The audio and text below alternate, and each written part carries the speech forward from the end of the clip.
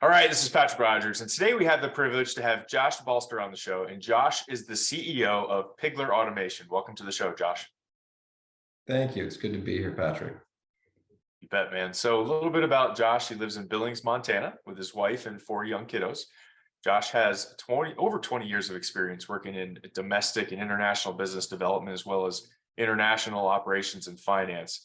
In 2004, Josh joined the startup environment at Avitus Group, a Montana-based business services company. There he climbed the ladder to become their VP of sales, and shortly after having a successful run in their VP of sales, over 500% increase in sales, became the president and CEO. He leads the company. He actually led the company through its ultimate sale in April of 2020.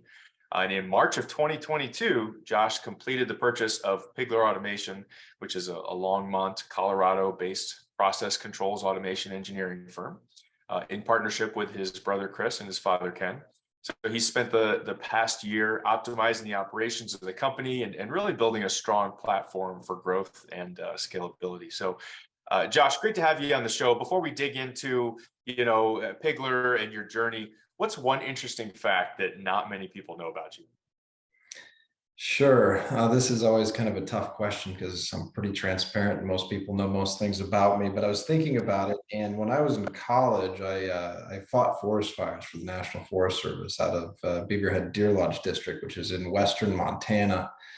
And people that know me know that I appreciate comforts, and there were not a lot of comforts in that job. So it was a dirty job, but I actually really enjoyed it. And it was a great experience. So it was a lot of fun. Yeah, and I've never done it, but my cousins, two of my cousins, Justin and Levi, they were both wildland firefighters. In fact, my cousin Levi, he's still doing it. He's a hot shot. In fact, he's the one above a hot shot. Yeah, he's like, I forget what it's called, the one above a hot shot, but he's like insane. He's like the shape of a seal. The guy's just a stud. Yeah. I mean, he was sharing me the workouts that they put him through. And I know even the wildland forest firefighter guys, they put you through a lot because you have to be in shape. Mm-hmm. Yeah, you do. It's similar, I think, in some sense to like military training where you're carrying big, heavy packs around and equipment and all of that. Totally. Yeah. Isn't it like your pack's like 80+ pounds, something like that? It can be at times. Yeah. Especially if you're carrying tools like chainsaws and Pulaskis and whatnot. Yeah. That's cool. How long did you do that for? Just 1 year. But I enjoyed it. Very cool. Yeah, what's your best story from it? You got to have at least one story that resonates. I'm putting you on the spot here. Yeah, God damn it, Patrick. I remember one time we had been on a fire near Phillipsburg, Montana, and there was a what they call a snag, or a tree that's fallen over. It's sort of hanging, and it can be really dangerous. And it was actually burning. So there was a group of us, including a few hotshots, and there was a pretty big debate on how do we cut this tree to get it down so it's no hazard. And there was some pretty heated argument. Anyway, the guy that ended up winning the argument was actually wrong. And so he cut the tree improperly. It turned into a giant pendulum and broke loose, rolling down the hill. And there were a lot of people below. But thankfully, nobody got hurt. It ended up coming to a stop. But it was definitely exciting, to say the least. It sounds like it. Wow, that's crazy. No, thanks for sharing that, man. Yeah. So tell us about Pigler Automation, man. What are you guys doing? What do you guys do?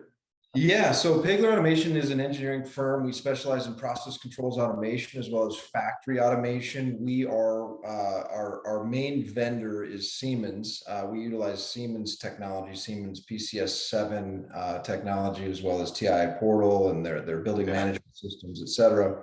And we basically we automate highly complex operations that need to run 24/7, 365 for the most part, that can not withstand much, if any, downtime. So what our engineers do is they design these systems, they build out these systems, they install them, they commission them, so that these companies can have highly efficient, highly automated systems with limited human interaction for safety purposes, as well as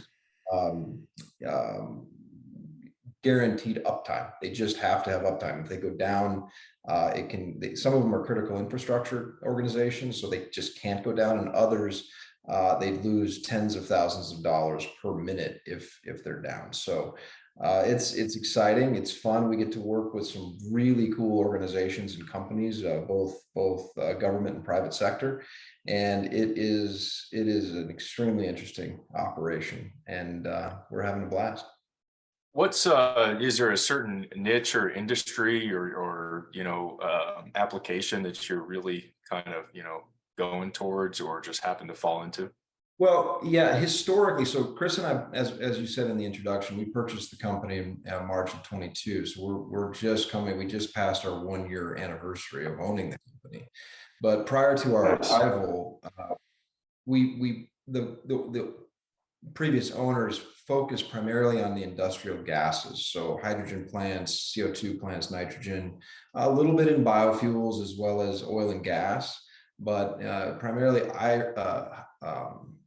industrial gases that support mostly oil and gas manufacturers or producers. And what we have really focused on since joining the company is diversifying that portfolio of clients or those sectors that we work in for a number of reasons. I mean, in any business, you hear about diversification is important, obviously. Right.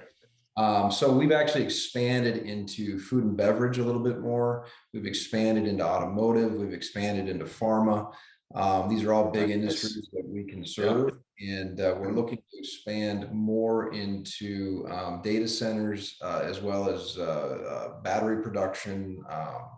A lot of different things that we want to get involved in, and it's working quite well. The great thing that the prior leadership did was they built an extremely strong reputation and good relationships that have made it relatively, I don't want to say easy, but easier to expand into some of these different sectors.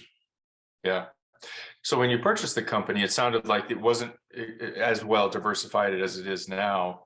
Was there, were they very reliant on Siemens or whatever main company? Was it almost a bit of a risk for that purchase?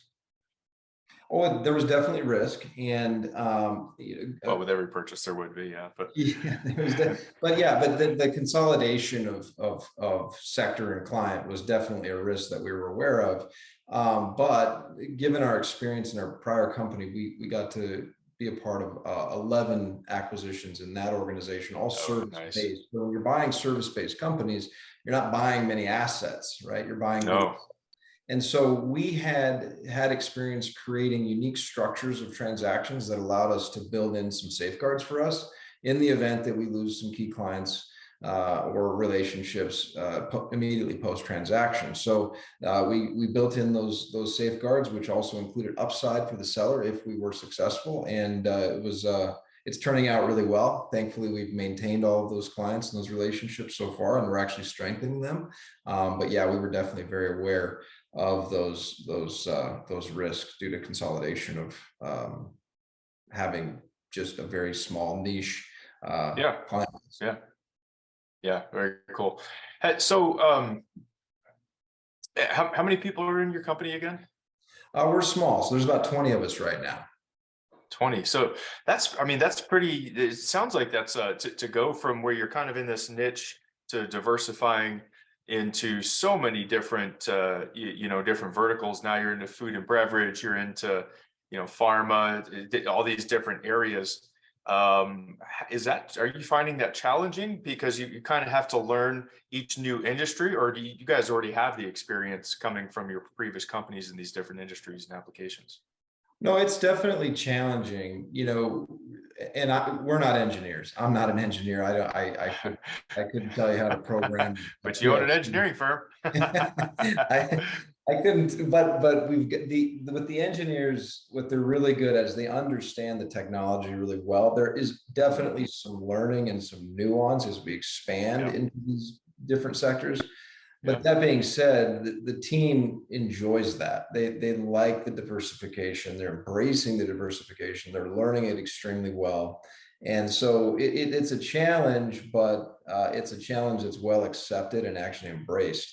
by the team, and we love it because as we're doing it, once you kind of get your foot in the door and you start again building that reputation, we're finding that we're being referred to more and more opportunities within those new sectors. Very cool. It's interesting. You kind of said that about the engineers, that the challenge is being welcomed and embraced. I had I've done a couple engineering firms now, but there was another engineering firm on there, and he went so far as to say, like, if you're not challenging engineers with new things to keep their brain thinking, like, they're going to leave. They're going to go somewhere else. Yeah. And it's funny, historically, and this is something that was also a concern, the average tenure of the engineers at this company was 2 years. And it was almost Oh, like a plague. And wow. when we came in, the leadership team was like, Mhm. this is a major problem. And Yeah. so thankfully we have ways of fixing that, and one of them is challenging them with these new things. But this year in January, they said it was the first time in the history of the company that anyone was aware of that we had 0 resignations. No one left. Typically in the past they would get their Christmas bonus and then they Yeah. would They're and gone. so Yeah. yeah, so we've made some changes there that I think, I mean, I'm not, time will still tell, but we do feel really good about the fact that people are looking at this organization as a long-term career, which is what we want. And we're starting to get it moving in that direction. And it didn't take a lot. I mean, they had done a really good job prior to us coming in, but there were definitely some things that needed to be put in place to ensure that these people saw future opportunity beyond just a paycheck, because our competition can certainly pay these folks more, but it goes well beyond that. And that was a really important thing for us to install as we as we took over this company. And it's so far seems to be working quite well. So what other kind of things have you done to help bring that retention down to, geez, next to nothing or nothing? Yeah, so one of the main things was understanding, well, aligning the incentives of the team with the organization, right? Mm, So this organization was like many that we've seen before, where you come in and people get a performance review that's very subjective. right. Okay, Yeah. yeah, you're doing pretty good. It's once a year. No, no Okay, you're doing pretty objectivity. Yeah. good. Yeah, Yeah. you've been here for a year. Here's your 5% raise. And Yeah. people are like, well, I don't. Oh, and I don't we were kind of even know what profitable I this did. year, so here's your Yeah. Christmas bonus. And there's Yeah. no measurement. They don't feel, the employees don't feel in control of it. It's just, they go in, they're going to have the review, and it's a surprise.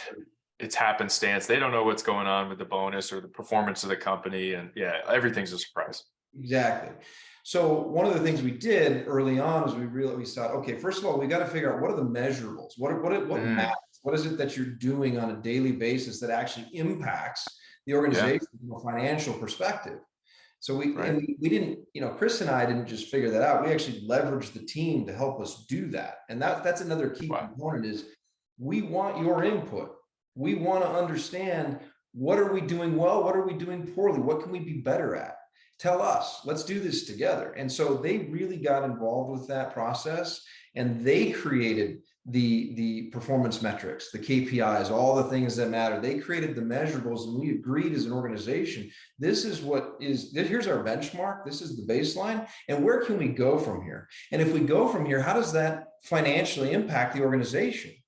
How much does that improve our bottom line? And based Yeah. on that, Right. how much of that do we need to give back to you as employees? Because again, if we succeed, you should succeed with us. You should rise with the company. And so we based our bonus plan off of that. Again, leverage the team to help create that and design that. We also started implementing quarterly performance reviews as opposed to annual. And the performance reviews are very, very objective. It's here's the measurements, here's the KPIs, here's what we're holding you accountable to. You're aware of it, we agree to it. And it has nothing to do with whether I like you, whether I'm in a good mood or a bad mood. The numbers are what they are. And so it puts the employee in complete control of their destiny, which is what matters. Man, So I love that. yeah, and it's not just financial, right? I mean, we also tied promotions and all of that, titles and career roadmap to it as well, right? If you want to go from here to here, you need to do X, Y, and Z. And once you do that, again, doesn't matter if I like you, doesn't matter what kind of mood I'm in. If you achieve X, Y, and Z, you're going to get promoted. Here's the raise that's tied to it. Yeah, So it puts them in control. absolutely. And you said before that that kind of like that ends up having a pretty strong impact on the difference between underperformers and performers in your company, and that almost it kind of like the high performers thrive and the low performers end up falling out. Correct. So I am a strong believer that high performers and low performers cannot coexist. They just can't. Mm, One of the two is going to win out.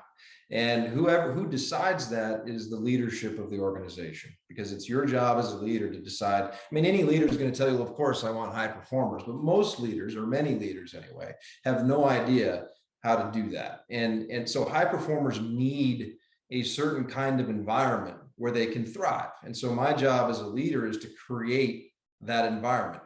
And it's not as simple as saying, well, you can't micromanage a high performer. I mean, that is true, but it goes beyond that. You have to give a high performer the ability to thrive in their role. You have to give them the ability to make decisions, the ability to feel in control, the ability to and the freedom and almost the encouragement to disrupt the status quo in the organization, to challenge what's going on. Here's what we're doing poorly, and we got to fix it, and here's why. And you got to give them an environment where they feel like they can do that without being retaliated against, and almost rewarded for that. And so when you create that environment, low performers hate that environment because they can't hide, right? When there's clear objectives, when it's being measured every quarter, when everything you do and all of your raises and your bonuses and your promotions are based on the work that you do that's measured objectively, you can't hide,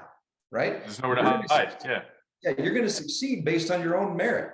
And that's the environment we create. And so in that environment, yes, high performers thrive. They absolutely thrive. And that's what we want. But it takes a leader that's willing to say, my job is not to tell you what to do. My job is not to be the key decision maker or the one that the buck stops with me. So what I say goes. My job is to support you to be the best person you can be, the best performer you can be in this organization. That's the only reason I'm here. I'm here to serve you. And if you thrive and you succeed and our company does well, then we're all going to win. And anybody that can't live in that environment is just not going to want to be a part of this. And we just don't tolerate it either. So it works quite well. And it's worked in every organization and every team that I've ever led. Fantastic, man. I every business owner and CEO, if you got a couple extra minutes, rewind this and listen to the last, listen to Josh the last minute again, because what he says is pure gold. And the one thing that I really want to highlight is you said that in this kind of environment, high performance and low performers cannot coexist. But in a regular environment that is not metrics driven, that is not incentive driven and team driven like this, collaborative, they can coexist, and it's a pretty miserable environment. And so you're removing that and encouraging that high performance. Well, and but here's what I would say when you say they can coexist. I say no, because eventually what's going to happen is your high performers are going to leave. And what you're right, exactly. Yeah. Is your low. Yeah. And that's what you're left with, because they will take it for a while, but eventually they're going to say, why am I doing all the work? And this person over here who's not doing anything is getting the same benefit or more than I am because they're cozied up to my boss. Like I'm not going to stay. I'm either going to start my own business or I'm going to go work for somebody who appreciates my effort and I'm well compensated for the effort that I put forth. Exactly. Yeah. So it's interesting.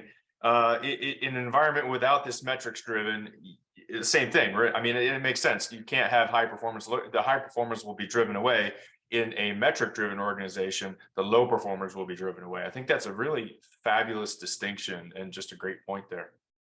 Right.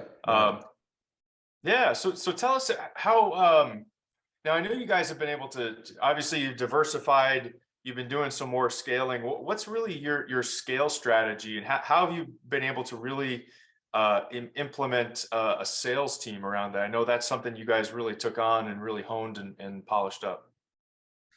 Right. So we haven't gotten to the point of actually building. I'm doing the sales right now. Again, we're small. I'm managing that with a couple of our engineers who are okay. They have sort of that sale. They're the experts. I'm out hunting the business, and then they're coming in and Gotcha. Working to really explain the details because again, I'm not an engineer. You I asked think me. I was confusing it with your old company. You Oh, had sure. mentioned something about getting a sales team. You had like a sales team story from your old company. I think that's what it was referring to. Yeah, so we had a sales team that I was a part of.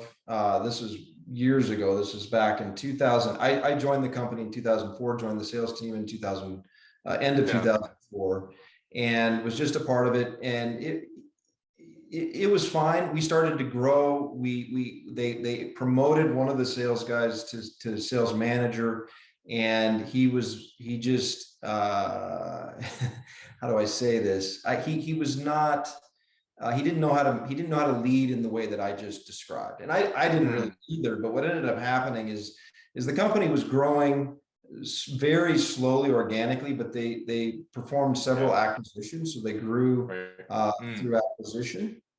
And these sales, so we had about 18 salespeople on the team. And of those 18 salespeople, about 6 of them produce 99% of the revenue, which is what you actually see that a lot in different organizations. And so in 2008, when we had the economic collapse due to the real estate market, it impacted everybody, our company as well, and we had to undergo some layoffs. And at that time, basically the board of directors came to me and said, look, the only way we're going to survive this is if we can grow. And so we're going to remove the current sales manager and we want you to take over. And at the time I'm like, I don't know, I was about 25 years old and I had I had ideas, but I had no experience leading or managing people. Yeah. But what I knew was this is how I thought, well, I'm going to try to do this the way that I would want to be led. And so at that time started implementing some of these same things I was just talking about, the performance metric, objective performance metrics. And what happened is we cut that sales team from 18 down to 6. Basically what we're left with 6 that were actually performing. But when we did that, when we got rid of the low performers, again, they can't coexist right now. We helped that in that case where we just said, let's get rid of all the fat that we don't need. Right. And we have these 6 people. Those 6 people produced 100% more than all 18 did combined the year before. And then again, 100% again. And then it was 200% the next year. We grew the team to about 8, but we were producing tremendously more because we created an environment where those high achieving, high performing individuals could absolutely thrive. And they did thrive and they made a lot of money and the company made a lot of money. Everybody won. And so as we started to do that, that's when the company really started to grow. And it was just very simple, clearly defined objectives, clearly defined expectations, measure everybody on the exact same scale and make sure you're reviewing it consistently and constantly. And once we did that, underperformers could not hide. They were let go and the top performers thrived. And we ended up with an organization with a whole lot of really high achieving, high producing salespeople.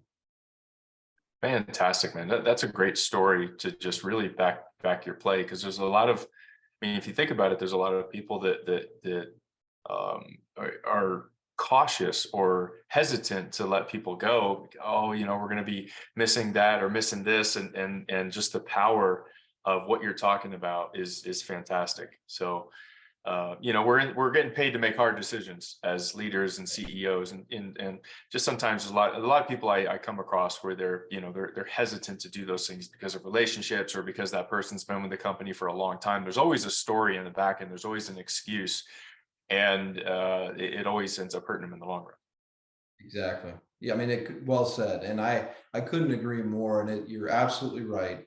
And I've seen it because I've taken over a lot of teams and a lot of organizations. Even in that last business, I mean, I just kept being handed more and more and more responsibility and teams that I inherited. And it was the same thing. Well, this person's been here forever. And they have, and I'm like, there is absolutely, in my mind, we're here to perform for our clients. We're here to perform for our coworkers. We're here to be profitable as well. I mean, that sounds cold, but that's the only reason a business exists. And so when you tolerate underachievers and underperformers, you're hurting the best people on your team. Nothing, no relationship, no amount of tenure. I made a comment when I became CEO of that company.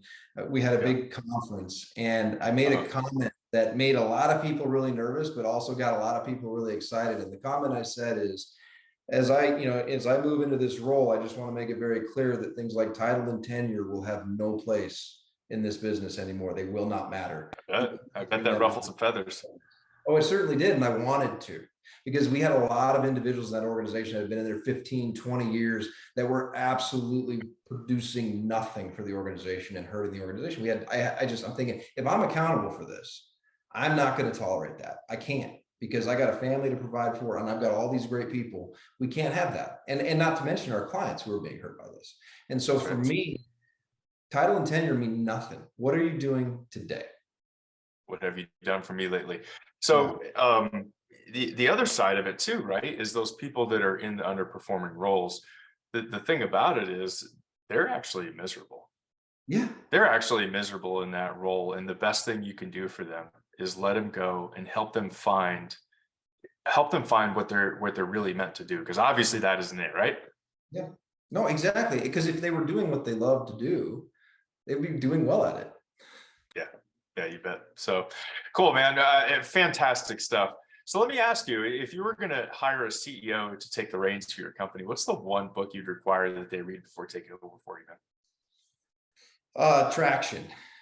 Yeah. Yeah, but Traction is, I know a lot of people know that book, and we use that book a lot. Now, I think you have to be cautious, because people will take Traction and make it their Bible and try to do every single thing it says, which, we've even fallen into that trap. But I think Traction is good from a perspective of really learning how to organize your meetings, to focus your meetings with people, to focus your goals and your objectives and what you're trying to achieve, because you can get caught in what they call the whirlwind of business. Sure. And you end up you feel like you're busy and like you're doing a lot of stuff, but you're actually not getting anything done.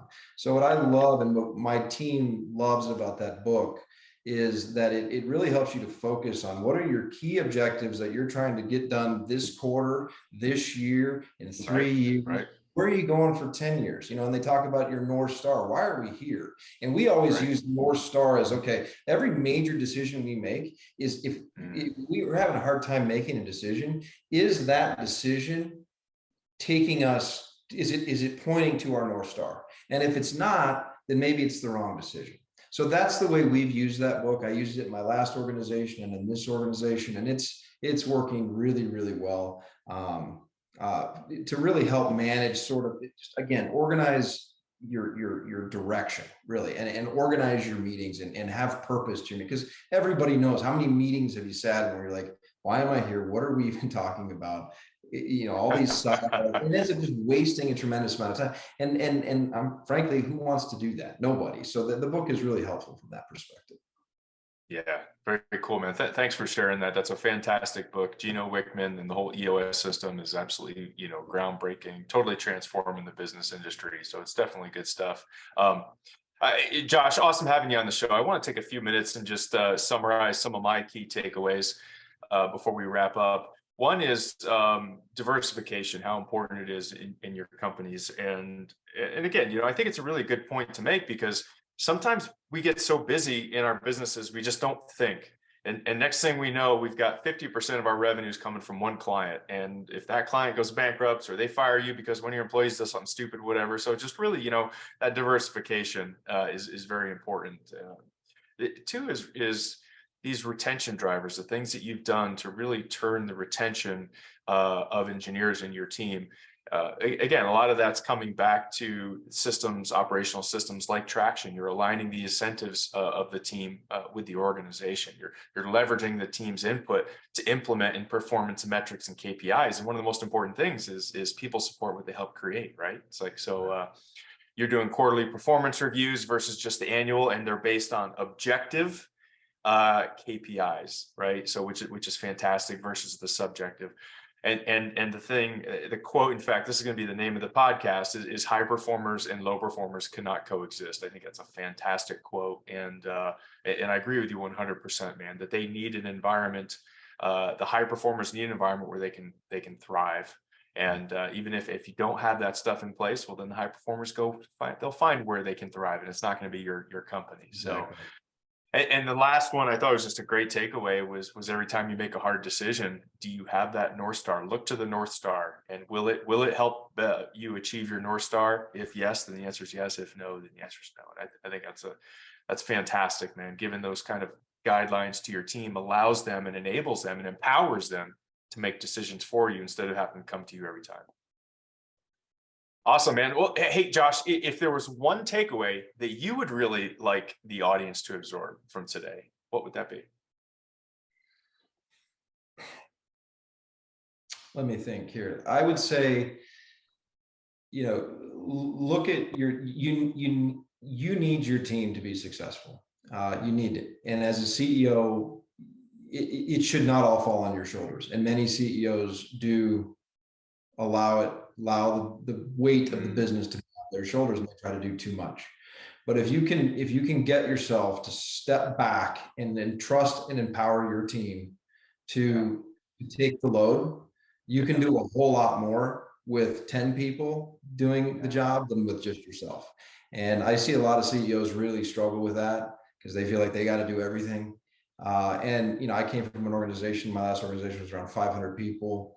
This is, of course, smaller, but it doesn't matter whether you're 20 people or 500 or 5,000.